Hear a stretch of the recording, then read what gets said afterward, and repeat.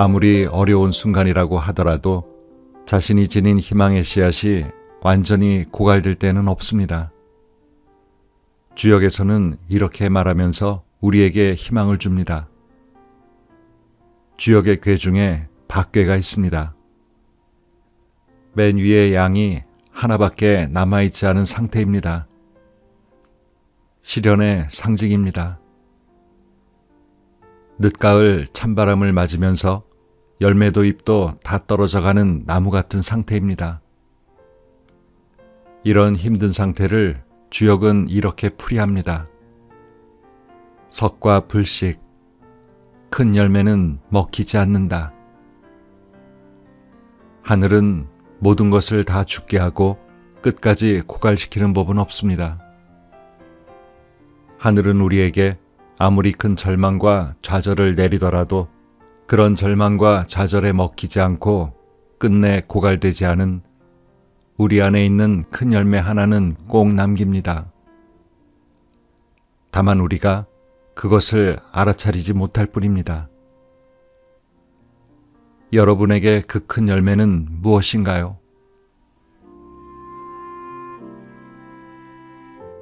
책 읽는 다락방의 죄입니다. 오늘은 악규정전 광인일기로 우리에게 익숙한 루신의 글을 통해 우리의 사는 모습을 한번 돌아보는 시간을 가져볼까 합니다. 우리나라에 그의 작품이 처음 소개될 때 그의 이름을 한자음으로 읽은 노신으로 소개가 돼서 아마 루신보다는 노신이 더 익숙할 것 같기도 합니다. 루신은 1881년에 태어나 1936년에 사망했는데요. 루신이 살던 시대의 중국은 그야말로 혼란과 위기의 시기였습니다. 미국, 유럽의 여러 나라로부터 영토와 주권을 빼앗긴 데다 청나라에서 중화민국으로 국가의 모습은 변모했지만 관리자들의 부정부패와 내전으로 국력은 무력해져서 나라가 사라질지도 모른다는 위기감이 팽배한 시기였습니다. 루신은 원래 의사가 될 생각으로 일본으로 유학을 했지만 중국인의 모습을 바라보면서 병든 육체보다는 마비된 중국인의 정신을 고치는 것이 더 시급하다는 생각에 의사가 되는 것을 포기하고 작가의 길로 들어섰다고 합니다. 오늘 소개해드릴 책 시대를 견디는 힘 루신 인문학은 작가이자 지식인으로서 또한 사상가이자 혁명가로도 소개될 정도로 혼란과 어둠에 처한 중국의 현실을 변화시키기 위해 다양한 활동을 했던 중국 현대문학의 아버지 루신의 통찰을 담은 글들을 중심으로 중국 문화 전문가이자 루신의 책을 다수 번역해온 이우경 교수가 현재 우리가 직면한 문제들을 주제별로 정리해서 일러줍니다.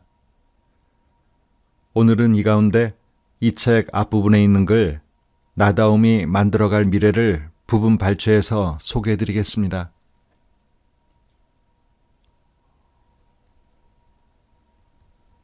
연애를 통해 발견하는 나다움의 모습.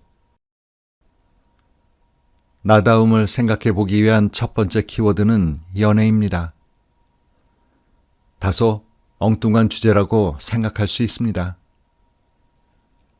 연애를 본능적인 차원의 감정이라고 생각하면 더욱 그럴 수 있습니다. 연애 감정이란 나다움과는 관련 없이 인간이라면 누구나 느낄 수 있는 보편적인 감정이기 때문입니다.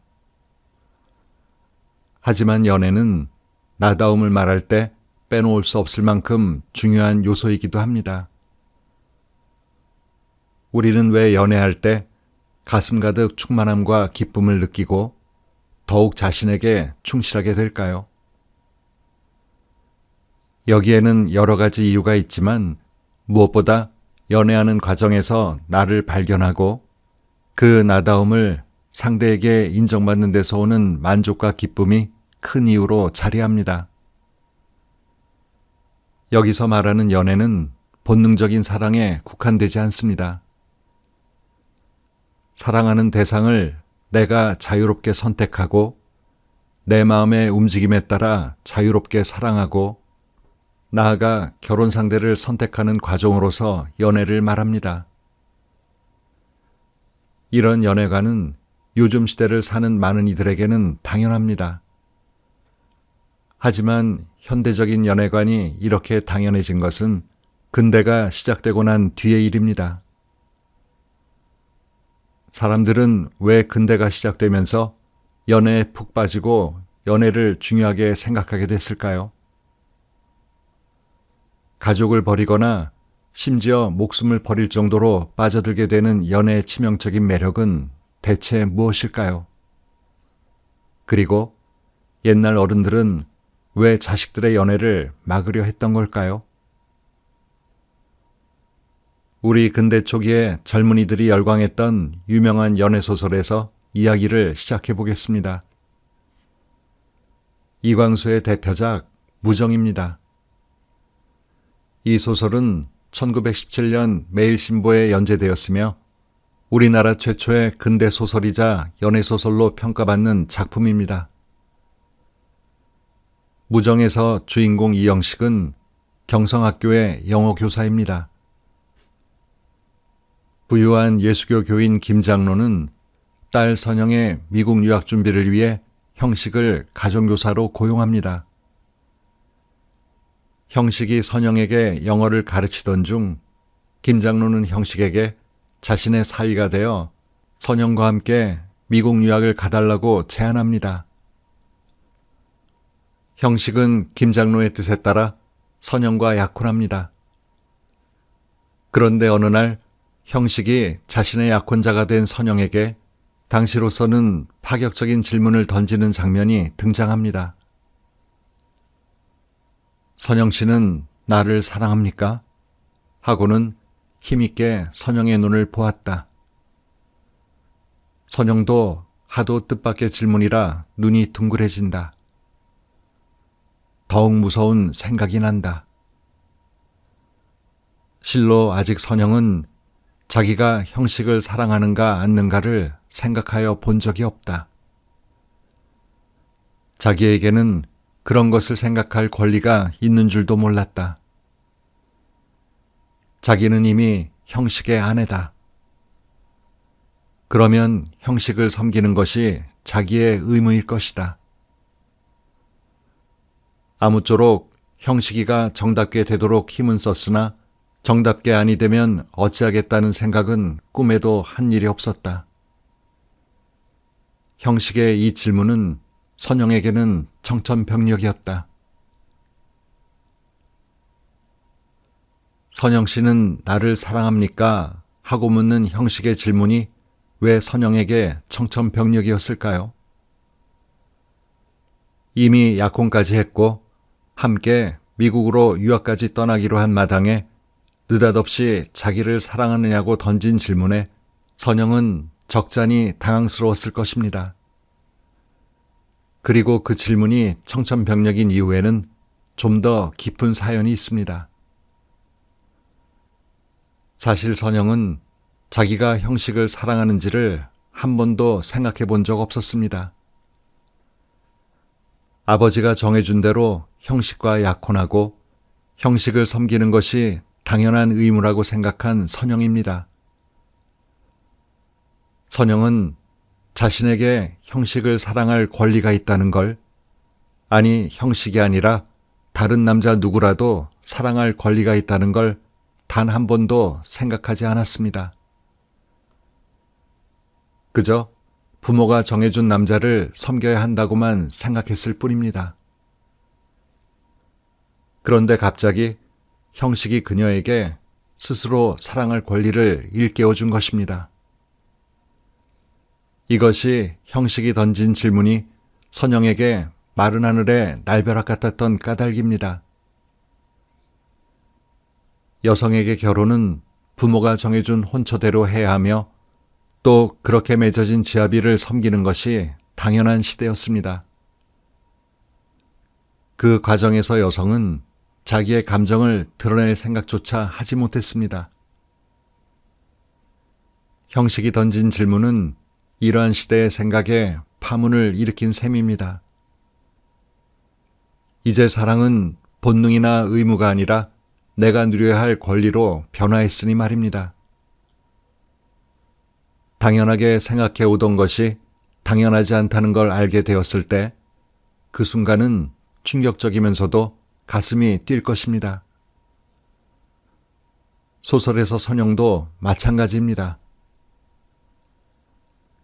연애가 근대 문학의 단골 주제로 등장하고 많은 사람이 연애 소설을 읽으면서 흥분하고 신열에 들떴던 이유도 이 때문입니다.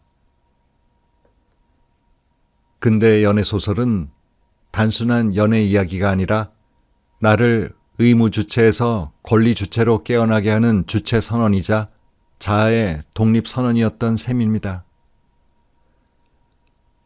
그런 의미에서 보면 연애 소설은 어른들이 보기에 불길할 수 있습니다.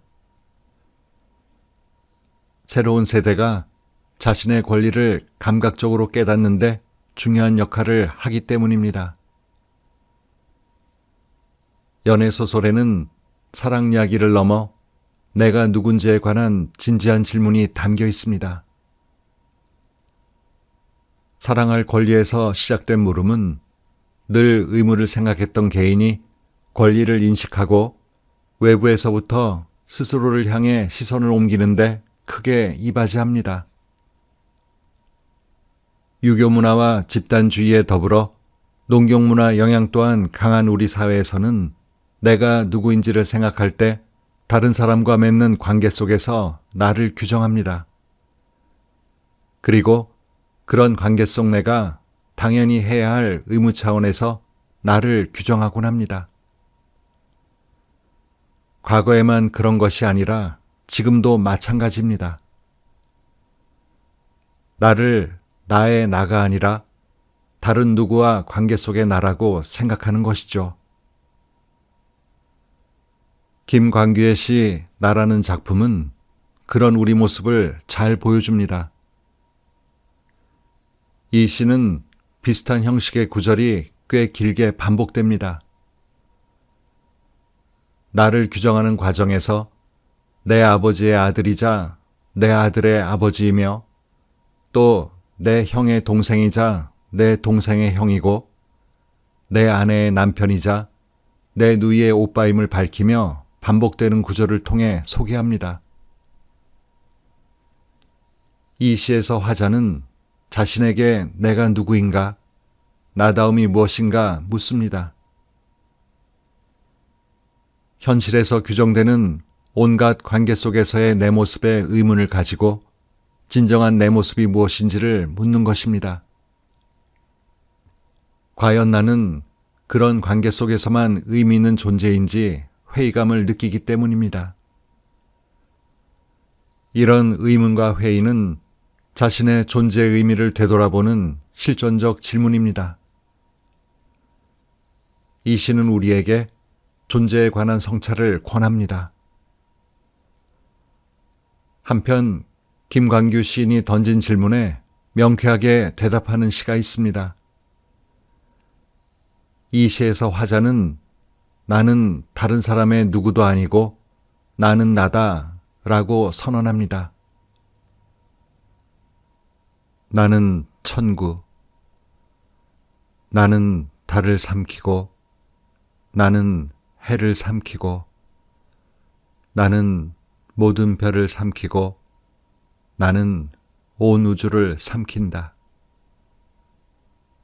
나는 바로 나다. 나는 바로 나다. 나의 나가 터지려 한다. 구어모로는 중국의 작가이자 시인이며 철학자이자 사상가이기도 합니다. 루신과 같은 시대에 살았고 문학활동을 했습니다. 그의 시 청구는 제목의 한자 그대로 하늘의 개를 의미합니다. 하늘의 개라니 그 의미를 짐작하기 어려운 말입니다. 오늘날처럼 과학기술이 발전하기 이전에 중국에서는 일식이나 월식을 두고 하늘에 사는 개가 해와 달을 덥석 베어물어서 일어나는 현상이라고 여겼습니다.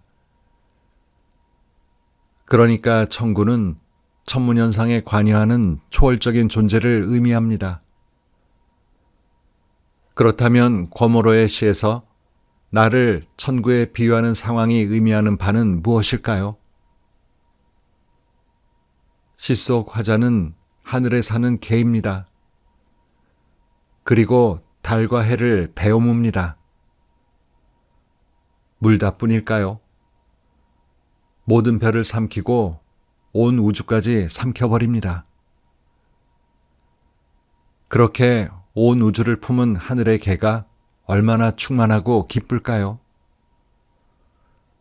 마침내 탄성을 내뱉듯 말합니다. 나는 바로 나라고 말입니다. 앞서 살펴본 시 나와 비교하면 더욱 뚜렷한 차이를 엿볼 수 있습니다. 나는 누구의 나이고 또 누구누구의 나라고 반복하듯이 나열했던 김광규 씨와는 다르게 거모로는 나는 바로 나라고 명쾌하게 밝힙니다. 이것은 자아의 독립선언이라고 할 수 있습니다. 나는 다른 누구와의 관계 속에서 의미가 정해지는 존재가 아니라 그저 나의 나라고 선언하는 것입니다. 그 결과로 나의 나가 터지려 하는 상황까지 벌어집니다. 여기서 특히 터지려 한다는 표현에 주목해야 합니다. 만약 내가 다른 누군가의 나로서 그저 다른 사람과 맺는 관계 속에서만 나의 의미를 찾는다면 아마도 터질 것 같은 그 상황에 이르지 않을 것입니다. 나를 설명하는 과정에서 다른 대상을 통해 설명하는 내가 아니라 오직 나의 나라고 느끼는 순간 기쁨이 차오르고 에너지가 충만하게 채워지다 못해 터져버릴 것 같은 벅찬 감정을 경험하게 됩니다. 근대 이후에 내가 나의 나이고 권리의 주체라는 생각은 자유주의 이념과 더불어 빠르게 퍼집니다. 이런 생각은 인간 삶에서 많은 억압을 제거하고 자유를 가져다 주었기에 인류 역사의 진보를 상징합니다. 이를 통해 인간의 행복도도 높아졌습니다. 하지만 세상 모든 일에는 빛과 그늘이 함께 있기 마련입니다. 이렇게 자신을 권리 주체로 생각하면서 권리를 제일로 생각하는 의식과 자유의식이 결합하면서 공동체적 가치를 위협하는 일이 일어나기도 합니다. 개인의 권리와 자유의식은 강해지지만 공동체와 타인에 대한 의무관념은 약해지면서 새로운 문제가 나타나기도 합니다. 예를 들어 코로나19가 유행할 때 세계 여러 곳에서는 마스크 착용을 강제하는 것을 둘러싸고 논란이 일어났습니다. 많은 국가와 사람이 마스크 착용을 강제해야 한다고 생각했습니다. 개인의 건강만이 아니라 다른 사람의 건강을 지키는 일도 공동체의 일원으로서 개인이 지녀야 할 시민의 공덕을 상징한다고 생각하기 때문이었습니다. 하지만 마스크 착용을 강제하는 것은 개인의 자유와 권리를 심각하게 제한하는 일이라고 주장하면서 반대하는 사람도 많았습니다. 자기 결정의 자유를 강조했던 이들의 주장은 기본적으로 권리의 주체로서 자아를 강조하는 근대적인 사고와 관련이 있습니다.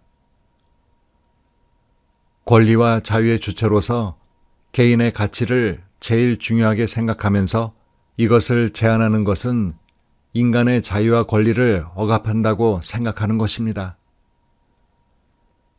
나의 자유와 권리에 대한 강조가 거의 신앙의 수준이 되어 극단에 이른 경우입니다. 나다운 생각이 곧 사회를 변화하는 힘이 된다. 나다움을 찾기 위해서는 스스로를 다른 누군가의 내가 아니라 나의 나로 여기는 것이 중요하다는 이야기를 살펴보았습니다. 그런데 루시는 이와는 조금 다른 생각을 합니다. 그는 세상을 바꿔 이롭게 만들기 위해서는 사람을 바로 세우는 일, 즉 이빈이 중요하다고 생각했습니다. 그리고 사람을 바로 세우기 위해 가장 중요한 일로 나다움을 찾는 것을 꼽습니다. 사람은 나다움을 찾아야 하고 사람을 바로 세울 때 나다움을 지니게 되며 나다움을 지닌 사람이 많아야 비로소 사회가 바로 서게 된다는 것입니다. 그렇다면 루신이 말하는 나다움이란 무엇일까요? 이광수의 소설이나 거모로의 시에 나온 것처럼 자신을 나의 나라고 생각하는 권리 주체가 그가 생각하는 나다움을 지닌 사람일까요? 루신은 나다움의 조건으로 나만의 생각을 중요하게 생각합니다. 자신만의 생각이 있어야 하고 주체적인 생각을 바탕으로 행동할 때 나다움이 생긴다는 것입니다. 루신은 나다움을 찾는 것과 관련하여 이렇게 말합니다. 한 개인의 사상과 행동은 반드시 자기를 중심으로 삼고 자기를 끝으로 삼아야 한다. 즉, 나다움을 확립하여 절대적인 자유인이 되어야 한다. 아성이란 나를 뜻하는 아와 본성이나 성질, 본바탕을 뜻하는 성으로 이루어진 단어로 나다운 성질이라고 풀이할 수 있습니다. 위의 인용에서 루신이 강조하는 것은 두 가지입니다. 하나는 나다움이 중요한 이유로 나다움이 있어야 자유인이 될 수 있다는 이야기입니다. 다른 하나는 사상과 행동에서 자기를 중심으로 삼으라는 것입니다. 두 번째 강조점을 조금 더 풀이하자면 생각과 행동에서 다른 사람을 중심으로 삼지 말라는 것입니다. 이는 남의 생각과 행동을 그대로 따라서 생각하고 행동하지 말라는 뜻이자 어떤 일을 판단하고 그 판단에 따라 행동할 때 자기 생각과 판단에 따라 행동하라는 뜻입니다. 그래야만 나다움이 있고 진정한 자유인이 된다고 루시는 말합니다. 만약 사람들이 떼를 지어 모여서 많은 입으로 똑같이 울어댄다면 그리고 그 울음소리도 자신의 마음을 헤아리지 않고 단지 다른 사람을 따라서 기계처럼 낸다면 바람에 흔들리는 나뭇잎 소리와 새소리가 시끄러워 견딜 수 없다고 하더라도 그와 같지는 않을 것이다. 이렇게 되면 슬픔은 배가 될 것이며 적막 또한 심해질 것이다. 소리가 자기 자신에게서 나오고 각자가 자기 자신에게로 돌아갈 때 사람들은 자기됨을 지니기 시작할 것이고 사람들이 자기됨을 갖게 될 때 사회의 큰 각성이 가까워진다. 위의 두 편의 글에서 루시는 소리를 강조하면서 소리는 자기 자신에게서 나와야 한다고 말합니다. 그리고 여기서 소리는 말을 가리킵니다. 말이 자기 자신에게서 나와야 하고 생각과 행동 또한 자기에게서 나와야 한다는 뜻입니다. 그런데 곰곰이 생각해 보면 이상합니다. 루시는 우리가 일상에서 말하고 생각하고 행동하는 것이 자신의 말이 아니고 자신의 생각도 혹은 행동도 아니라고 보는 것입니다. 우리의 말과 생각, 행동이 우리 자신의 것이 아니라면 도대체 누구의 것이란 말인가요? 루시는 우리의 말과 생각, 행동이 나의 입과 머리, 신체를 통해 표현된다는 점에서 볼 때는 나의 것이지만 더욱 깊이 따지고 보면 진정한 내 것이 아닐 수 있다고 생각했습니다. 다른 사람의 방식을 그대로 따라서 말하고 생각하고 행동하는 일이 많다고 보았던 것입니다. 루시는 기계적으로 다른 사람을 흉내내는 행동을 비판했습니다. 위 인용문에서 말하듯 많은 사람들이 모여서 하나의 목소리를 낼 때 그저 주위 사람들의 휘둘려내는 일률적인 소리라면 그 소리는 그저 악의 소리일 뿐이라고 비판합니다.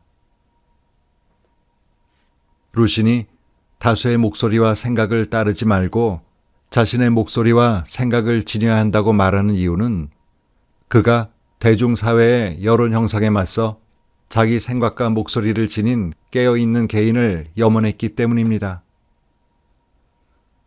오늘날에는 사회관계망 서비스가 발달하면서 사람들은 쉽게 무리를 짓고 집단을 이룹니다. 많은 이들이 정치적 견해에 따라서 생각이나 취미, 좋아하는 음식 혹은 자기가 좋아하는 연예인을 따라서 무리를 짓고 집단을 이룹니다.